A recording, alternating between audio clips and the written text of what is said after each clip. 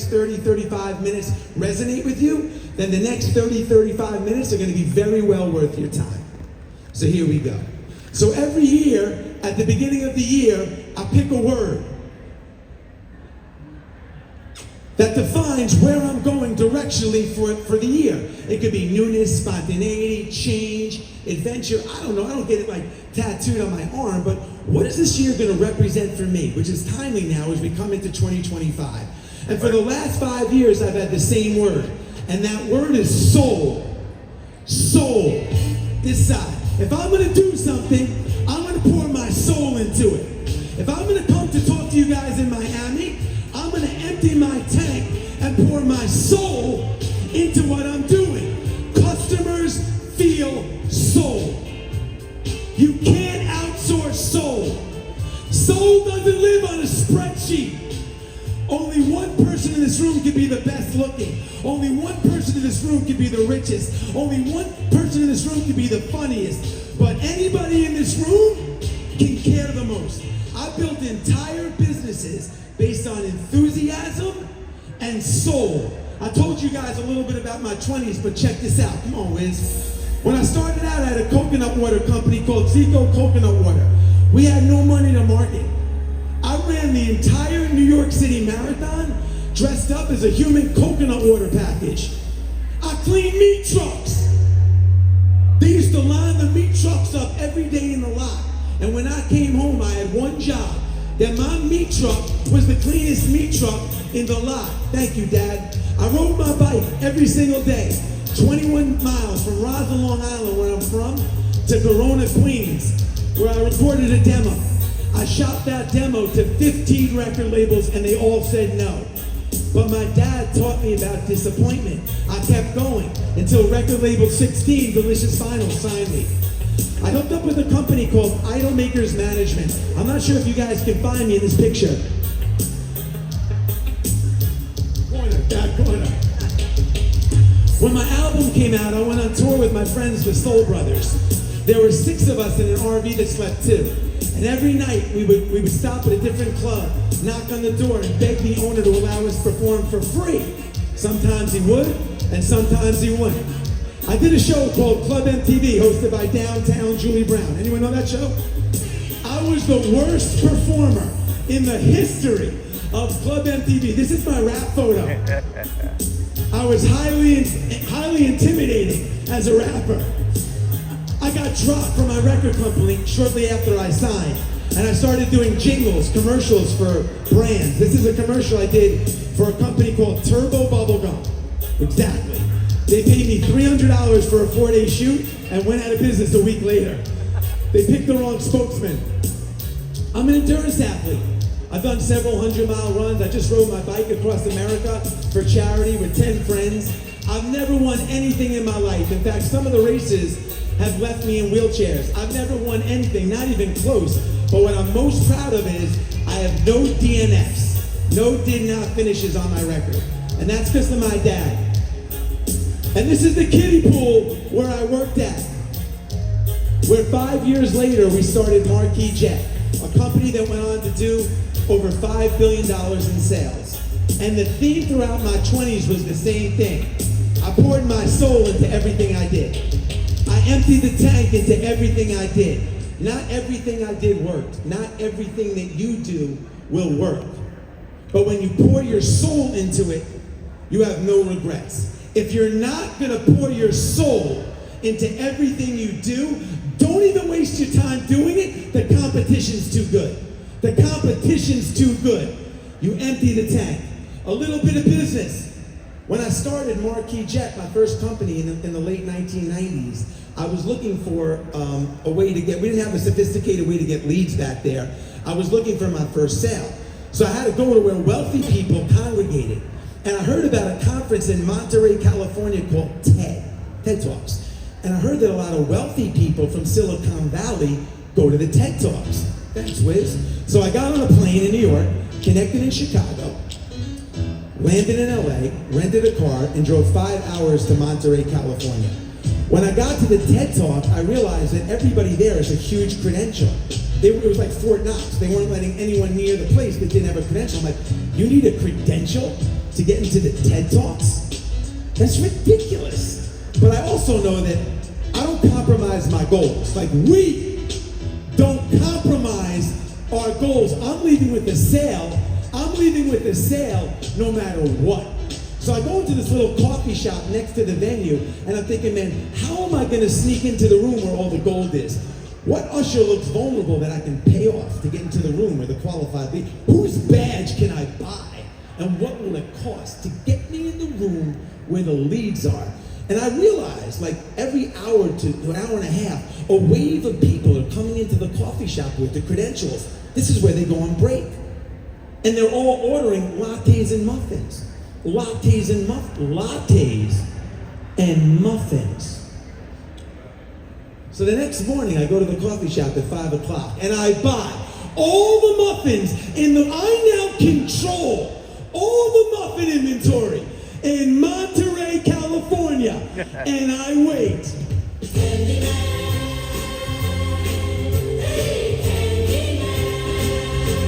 Sure enough, an hour and a half later, the first wave of people come in. The first guy comes online, true story, orders a latte and a muffin. The lady behind the counter says, "Sir, I can give you a latte, but we're all out of muffins." He's like, "Out of muffins?" So we're like, "Yeah, we're getting another delivery." He starts to walk out. I stop him. "Excuse me, overheard you. I happen to have an extra muffin if you want a muffin." He's like, "You got an extra muffin?" I'm thinking, I got a fucking 180 under the table. He says, "What are you doing here?" I said, "I'm here for the TED Talks." He goes, "So am I." He goes, "What do you do?" I said, "I have a private jet company called Marquis Jet." He said, "You gotta be kidding me. I'm in the market for a private jet card." I look at his name tag, it says Josh Koppelman. I recognize the name because he was just in the Wall Street Journal a week before this. He sold his company, half.com, to eBay for $1 bazillion. He's like, "Do you mind if I sit down and learn a little bit more about your company?" I said, "Absolutely not, Mr. Qualified. Sit right here." He was my first sale. Now, that's not a story about me being a good sales rep. I'm not. I'm back of the pack sales. I'm back of the pack everything. That's the story of me as an entrepreneur putting myself in a situation where I can attract luck. Luck doesn't happen Sunday night watching the Kardashians on your TV screen. Luck happens when you put yourself in a situation where the universe can reward you for being there. Then you got to be really good at whatever it is you do and take advantage of the opportunity. But that's not why I'm sharing this story. The reason why I'm sharing this story is what happened after the sale. I did what everybody in this room would do for Koppelman. I did what everybody in my industry would do for Koppelman. He expected me to carry his luggage to the airplane when he saw me at the airport. He expected me to return every phone call. He expected me to return every DM. But while everybody in my industry was playing a 9-inning game, I played a 10-inning game. I did the unexpected too. He didn't expect when he went to Mexico, "Josh, here's a list of 10 pediatricians. I know you have your kids with you. Here's a list of 10 pediatricians. I vetted them all. If anything happens to one of your kids, call any one of these doctors." I made reservations at the hottest restaurant at 8 o'clock for 2. "Josh, it's spring break, man. It's packed. And anywhere you want to go at 8 o'clock, I got you, man." I did the 3 things this side I've done my entire career to build deep, authentic, meaningful relationships with everybody in my inner circle, my prospects, my clients, my kids, my employees, my friends. I compliment, I congratulate, and I console. What's your name, my friend? Justin? It's Jesse Itzler. Justin, I just want to let you know, man, I've known you for 11 years. You're an unbelievable dad. I love the way you parent, man. I love, as a father of 4, I love watching the way you're going through life raising those kids. I just want to let you know, man, I really look up to you for that. Justin wasn't on the cover of the Wall Street Journal like Koppelman, and everyone's hitting him, "Congratulations," and thank you. He doesn't even know who's reaching out to him. He didn't win the Super Bowl like Patrick Mahomes. And thank you. I authentically reached out to somebody in my inner circle, and I complimented him on something that really matters to me at a time where nobody else is doing it. I congratulate Justin. I heard your son got into Duke University. If my kids get into Duke, I'd be on, Sarah and I, my wife and I, are on cloud nine for you and your family. And you can soar. I had one of the worst things that can happen to a parent happen, period. The next day I get a knock on my door. It's my friend Dougie Fresh, the rapper. I said, Doug, what are you doing here, man? He said, man, when you get news like that, you don't call, you show up. If you have somebody in your life that's grieving and you don't reach out to them, they'll never forget it. Ever. Ever. Ever. So a crazy thing happened, Justin. I started complimenting, congratulating, and consoling, compliment. And after a couple of months, he gave me the magic word. He gave me a referral. And when my business took a downtick, he stuck with me. Business can be transactional. Relationships can't. And when you build deep, authentic, meaningful relationships, the floodgates open. The floodgates open. You operate with soul. You put yourself in situations where you can attract luck, and you take advantage of those situations. You build deep, authentic, meaningful relationships. How many people in this room think they're gonna die? You're right. How many people in this room have your graveyard plot picked out? 3? Hold on. So everybody in this room knows they're gonna die, but nobody in this room thinks it could happen anytime soon? No. If you did, you'd have your graveyard plot picked out. You give your passcodes to all your significant others, like you would be prepared. Until you realize that you can walk out onto the main street here in Miami, somebody can be texting and bam, you could get hit by a truck. Your life can change like that. I'm at the age where my friends are getting diagnosed with stuff. Until you realize your life can change like that, you're not operating with true urgency. I'll go on my sales call next week. I'll lose weight next year. I'll take the trip next year. I'll go see my parents 3 weeks. It doesn't work like that, man. The way I think about time is like this. Come on, Wiz. Justin, the day you wake up, man, the day you're born, you go on this bus ride. The keys go in, you get the steering wheel, off we go. The bus is rolling. You don't need me to tell you life goes fast, Justin. Everybody here knows life goes fast. You get the steering wheel, the bus is, there's no reverse on the bus, it's moving. There's no brakes, it's always going. Justin's a senior in high school, they're like, you better enjoy it, Justin, it's gonna go fast, senior year. He goes to college, he meets somebody, gets married. He's a 10-year-old.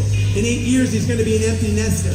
The bus doesn't care if you're divorced, lazy, overweight, it's always moving. It doesn't care if you go on a sales call or not. It just keeps going, and then one day, all of a sudden, out of nowhere, boom, the bus stops. The whole ride's over. It's done. I'm 55, 56 years old. I don't own a Marquis jet hat. That's done. I don't own a Zico coconut water hat. That's done. I don't care if you guys had a great year last year at work or a terrible year. Things are great at home, terrible, I don't care, and neither should you. The only thing that should matter is from now. You can't get that back till the end of the journey. How do we squeeze the most out of life from that? How many people here and how many hours there are in a year? Anyone? I'll help you. 8,760 hours. I'm gonna break this down for you guys, Justin. 8,760 hours in a year.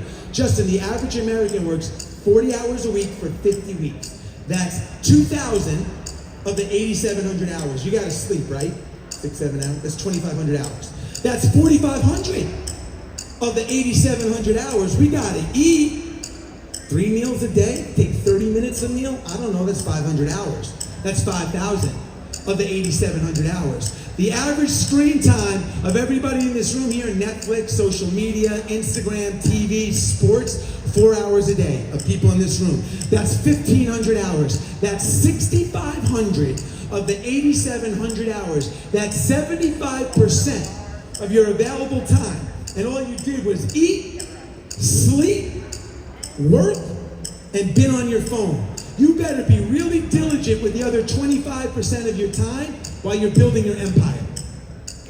You better be really diligent with the other 25% of your time while you're building your empire. I made a promise to myself when I turned 50 that I was going to put this side, more on my plate of the things I love to do with the people I love to do them with.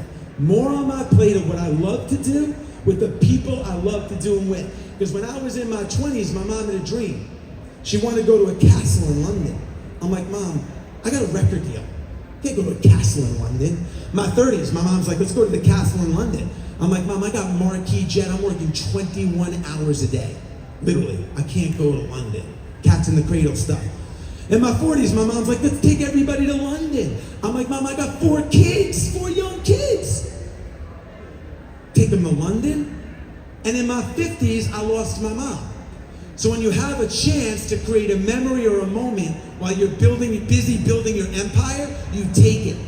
While you have a chance to create a memory or a moment while you're building your empire, you take it.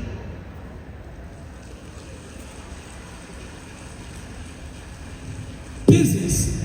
You want to talk about competition for a second? I had a company called Zico Coconut Water. We sold it to Coca-Cola in 2012, my partners and I. It was just in the news recently because my partners and I bought it back from Coca-Cola for pennies on the dollar. Entrepreneur's dream. You get this exit, then all of a sudden you get your brand back, you get to do it all again. Unbelievable. And it's interesting because it made me think about something fascinating, competition.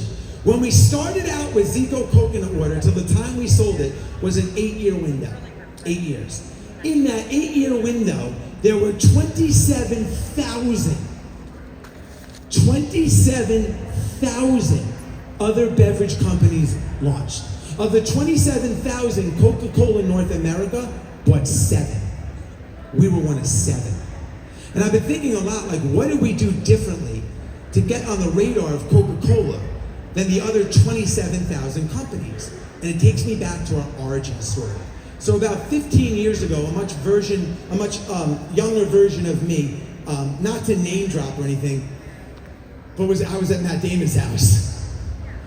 Oh, Matt was a friend of mine, Justin, because I complimented, congratulated, and consoled him when he was a customer of mine at Marquis Jet, and we became good friends. That's the way it works. I'm at Matt's house right here in Miami, and he's like, Jess, do you want to stay overnight? You know, we're going to go to dinner, got some friends over. I said, Matt, I'd love to, but I'm going to Brazil tomorrow.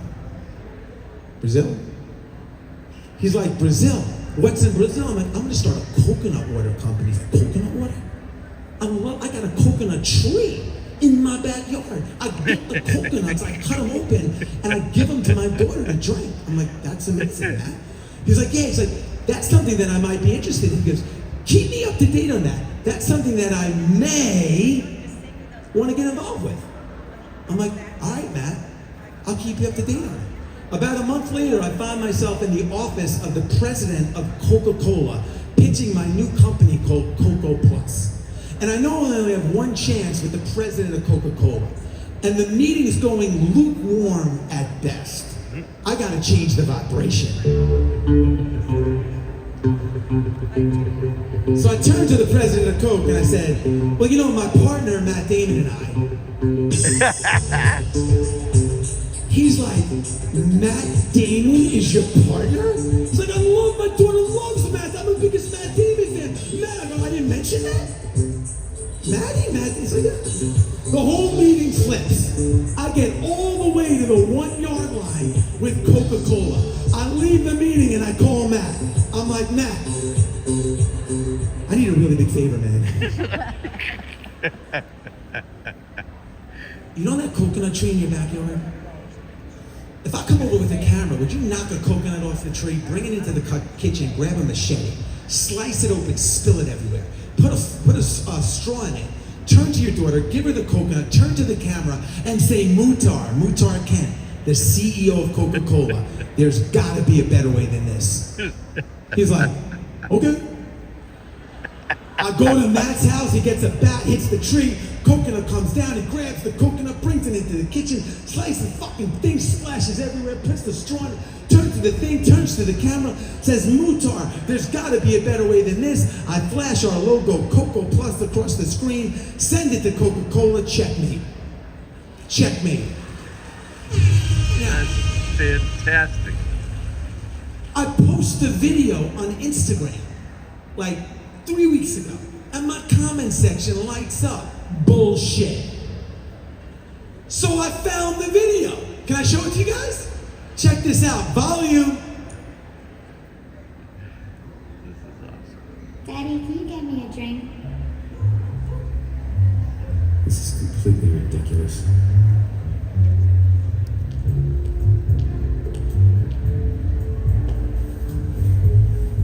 Matt Damon saved. This is just getting to be a pain. He's got a machete in his hand. Oh,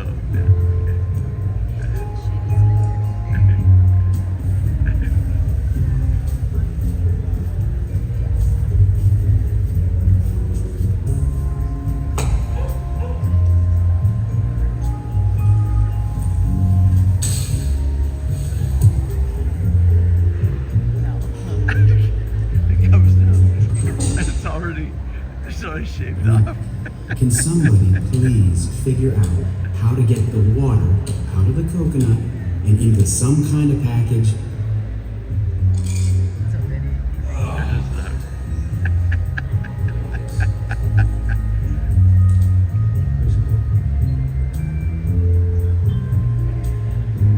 Hey, Mutar, there's really got to be a better way than this.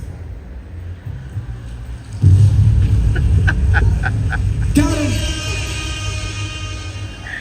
What's interesting about this, and the reason why I want to share it, is two things. The first thing is we didn't talk about our product in the video. What we did is we sold the solution to a problem. We sold the solution to the problem rather than our product. Very emotional. But the reason why I want to share this video, obviously you're not going to go get Matt Damon to pitch your real estate and your business and this and that, or maybe you will. But the reason why I want to share this is that when we started our company and the journey in coconut water, nowhere in our business plan did it say we're going to get Matt to shoot a video and get into the coconut. When I look back on my journey, I've sold 5 companies. I've had a lot of egg on my face too. I've had a lot of egg on my face too, but I've had 5 exits. And when I look back on my journey, the things that have had the biggest impact on my business and my personal life are things that were not in my business plan. I always tell people, if nobody taught you how to do your job, how would you do it? How would you retain customers? What would your packaging look like? How would you talk to clients? How would you follow up? If you ripped up the playbook that everybody in the real estate business has been using for the last 50 years, how would you do your job? That's where innovation comes from. That's where disruption comes from. That's where separation from all the competition comes from.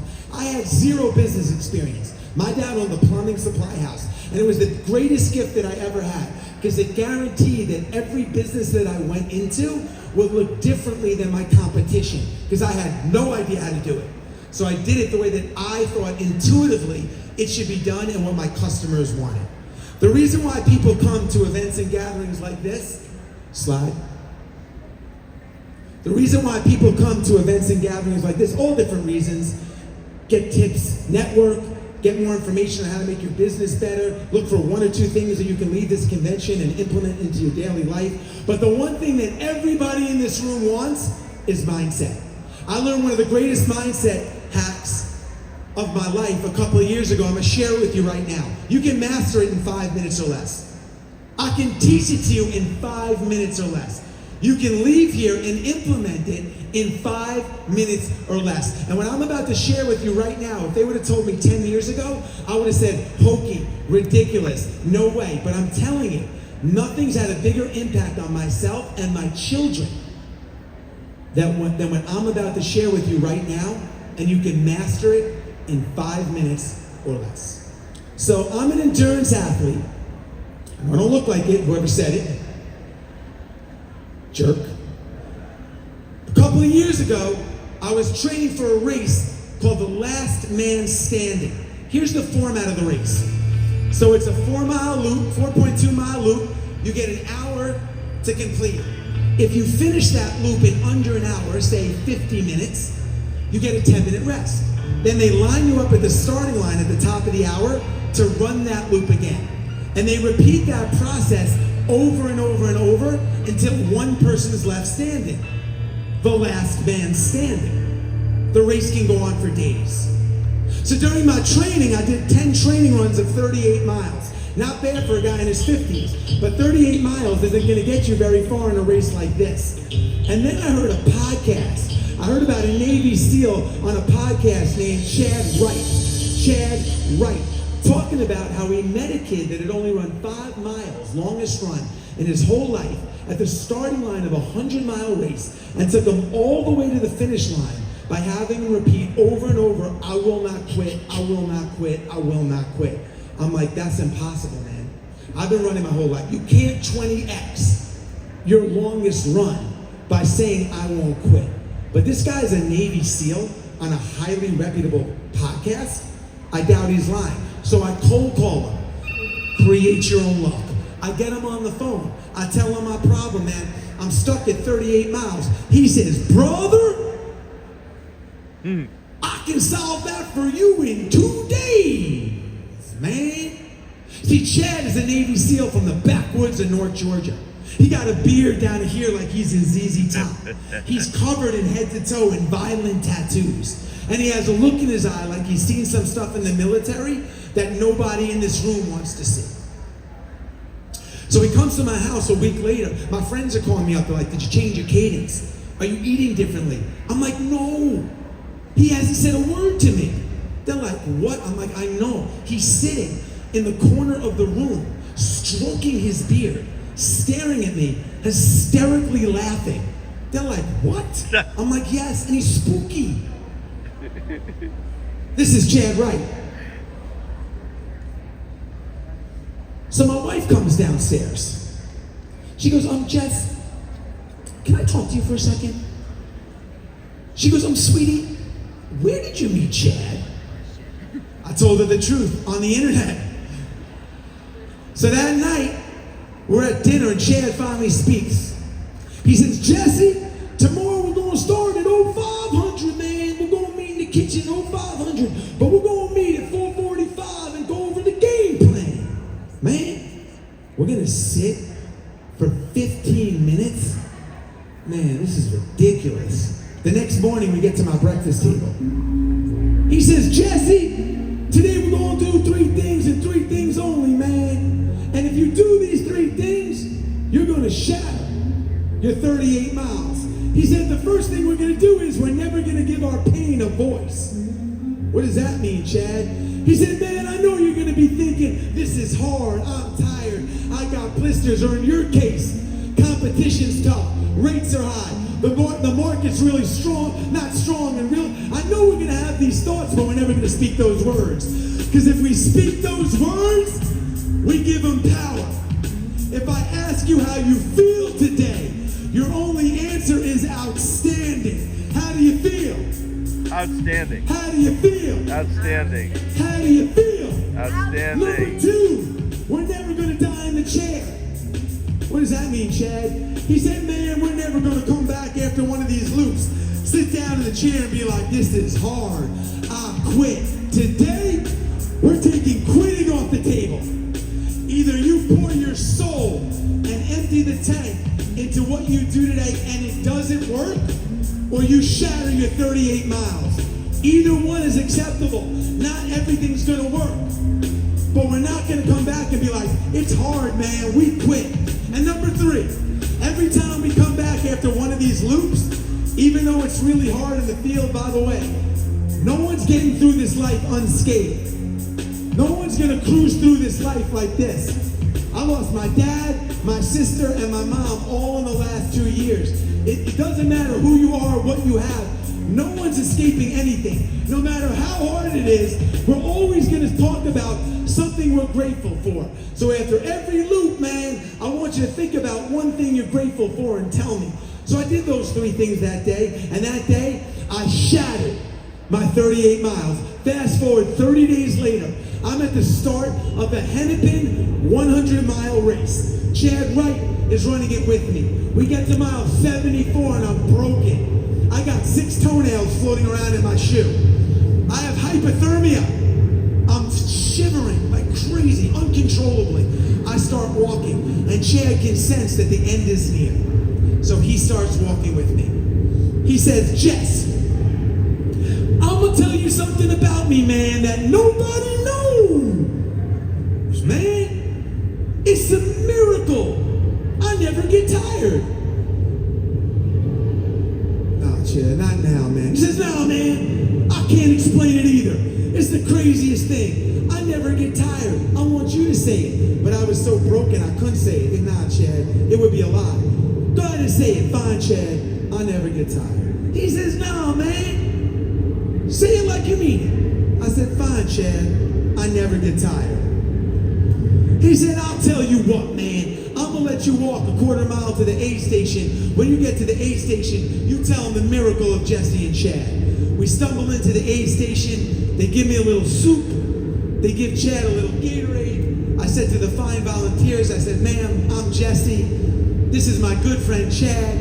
And this might sound crazy, but Chad and I never get tired. Nice. I look like I just got hit by a friggin' truck. She was like, excuse me? I'm like, I know, it's crazy. Chad and I never get tired. Chad grabs me by the shirt like this and he goes, let's go! Mile 75, how do you feel? I feel outstanding, Chad.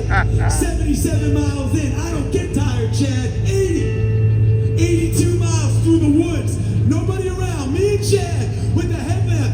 85, 87, 89, 90, 92, 94, 95, 97, 98, 99, all the way to the finish line of a 100-mile race. The words you speak matter. The words you speak matter. The words your kids speak. The words your kids speak matter. When I was dead ass broke, sleeping on those 18 different couches, I used to walk into my office every day, Justin, turn to my partner and say, we're millionaires. They just haven't paid us yet. We're millionaires. They just haven't paid us yet. This week, be mindful of the people in your inner circle that say, we don't come from money. We're not good at real estate. We're not good at sales. We don't run marathons. How do you feel? How do you feel? Say it again. How do you feel? Help me. How do you feel? How do you feel? Never get tired. How do you feel? Never get tired. Don't be scared to stand up. Stand up. Stand up. Never get tired. Stand up. Stand up. How do you feel? How do you feel? How do you feel? How do you feel? Never get tired. Never get tired. Never get tired. Now listen, we covered a lot today. We talked about SIPs, social, intellectual, physical, purposeful, and spiritual. We talked about the importance of pouring your soul into everything we do and emptying the tank. We talked about putting ourselves in situations where we can attract luck, then taking advantage of the luck by being really good at what we do. We talked about complimenting, congratulating, and consoling Justin to build deep, authentic, meaningful relationships, and how business can be transactional, but relationships can't. We talked about urgency and how you have to be really diligent with the 25% of your time while you're building your empire. We talked about ripping up the playbook, how the things that have the biggest impact in your journey won't be in your business plan. There'll be opportunities that we create. So if no one taught you how to do your job, how would you do it? We talked about the power of the spoken word and how the words that we speak matter. But I want to talk about the most important thing of entrepreneurship. The reason why I actually came here today. So I told you guys, when I say guys, I mean guys and girls, that I beat my father in checkers, right? Oh, did I tell you that I beat my father in checker? Yep. Right. So what I didn't tell you is that when I beat my father, he had no idea who I was. So my dad had Alzheimer's. So I would sit for 24 hours at a time for 5 minutes of clarity. One of the last times I was at my father's house, out of nowhere, he turned to me, yeah, that sign hurts me, man, and said, "Jesse, my son, you want to play checkers?" And I was like, me? Yeah. So I pulled out the checkerboard, and for the first time in my life, I beat my dad in checkers. And while I had him in a moment of clarity, I said, "Dad, what else you want to do?" He said, "Son, I will do anything in the world that you want to do." My mom had a little swimming pool on the side of her house. I'm like, "You want to go swimming?" My dad had been in a swimming pool in like 10 years. So I got my dad in a bathing suit, I put him in a chair, the gentleman that was helping me lifted me up, and we put him in the swimming pool. If you have a chance to create a memory or a moment, you take it. They interviewed the wealthiest families in America, loaded, $30 million liquid net worth or more. And they asked them, what was their biggest regret in getting all the money? And overwhelmingly, they all said the same thing. Giving up what they already had, their family, their health, their ethics, chasing what they wanted. They gave up what they already had, chasing what they wanted. Don't give up what you already have, chasing what you want. It's not worth it. You can have both. You can have both. My dad was in hospice. It was like the sand glass when they flipped the timer in the sand. My dad wasn't eating or drinking. 7 days. 7 days. We went around the clock holding my dad's hand. My mom had the morning shift. My brother had the late morning shift. My sister had lunch. My other sister had the afternoon. I had the late night shift. 7 days. And as I sat in this moment, as sad as it was, two things went through my head. The first thing is, I poured my soul into this relationship, and so did my dad. And at the end of the journey, I had no regrets. I felt so good about that. And I know everybody in this room might not have that kind of relationship with your parents. I know everybody in this room might not have that kind of relationship with your children or whatever, but if you do, man, you will never regret it. You will never regret it if you pour your soul into that relationship. And the second thing I thought about is my dad never had this. Not even close. But he mastered this. And like I said in the beginning of the talk, if you have $1 billion and your spirit is zero, 1 billion times zero is zero. But if you have $1 and your spirit is 1 billion, $1 times 1 billion is 1 billion. My dad was a spiritual billionaire. Not everybody in this room will get this. I gave you guys the stats, guys and girls, the stats.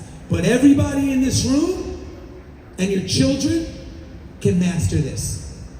Thank you. Jesse Itzler! Get up, everybody!